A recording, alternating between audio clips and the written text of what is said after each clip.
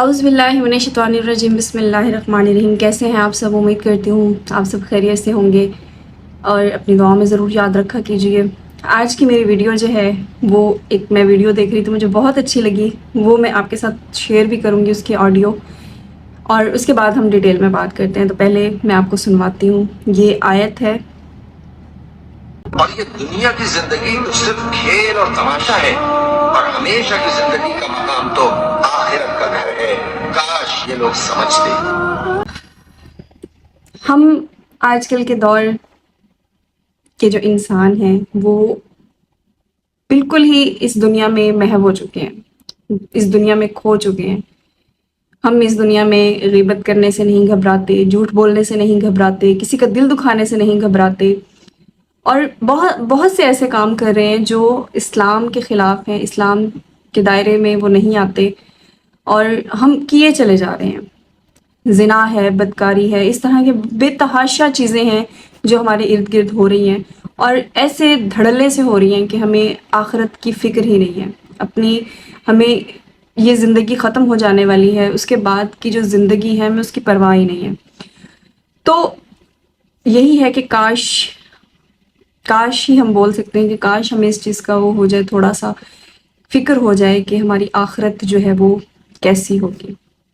ہم آج اگر کام کریں گے اپنی آخرت پہ تو ہماری آخرت جو ہے وہ صحیح ہوگی، سنور جائے گی، ورنہ ہم جو ہے وہ اللہ تعالیٰ کے سامنے جو ہے وہ جانے کے لائق بھی نہیں ہوں گے۔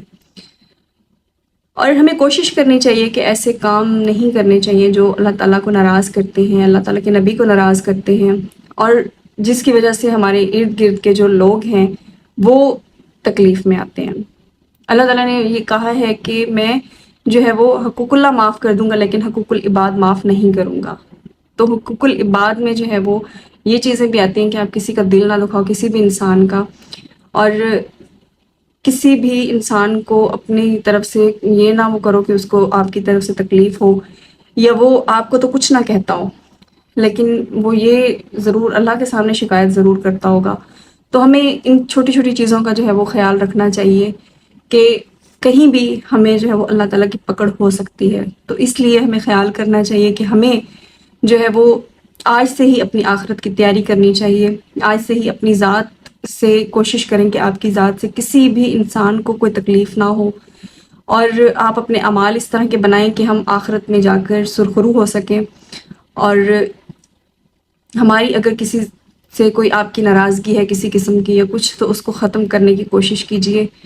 اور ہاں، اگر کسی نے آپ کا دل دکھایا ہے تو ظاہری سی بات ہے وہ تکلیف ایک ہوتی ہے، بہت سے ایسے رشتے جو ہیں وہ تکلیف دے دیتے ہیں انسان کو کہ آپ چاہ کر بھی ان کو معاف نہیں کر پاتے، تو وہ ایک الگ ہی معاملہ ہے۔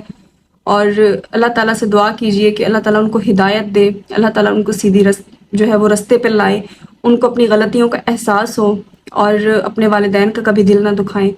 جو مرضی ہو جائے، کبھی بھی جو ہے وہ اللہ تعالیٰ جو ہے وہ اس انسان کو اپنے سامنے کھڑا کرنا بھی پسند نہیں کریں گے جس نے دنیا میں اپنے والدین کا دل دکھایا ہے۔ تو والدین سے بڑھ کر کچھ بھی نہیں ہے، تو کوشش کریں کہ اپنی ذات سے جو ہے وہ اپنے والدین کو کبھی بھی تکلیف نہ پہنچائیں، ان کو کسی قسم کا بھی جو ہے وہ کیونکہ والدین جو ہے وہ ان کی دعا اور بد دعا جو ہے وہ بہت زیادہ اثر رکھتی ہے۔ تو کوشش کریں کہ ان چھوٹی چھوٹی باتوں کا خیال رکھا کیجئے تاکہ روز قیامت جو ہے وہ ہم اللہ تعالیٰ کے سامنے کھڑے ہونے کے قابل ہوں۔ امید کرتی ہوں میری آج کی ویڈیو آپ کو اچھی لگی ہوگی۔ انشاءاللہ ملیں گے نیکسٹ ویڈیو میں، تب تک دیجیے اجازت۔ جزاک اللہ خیر، اللہ حافظ۔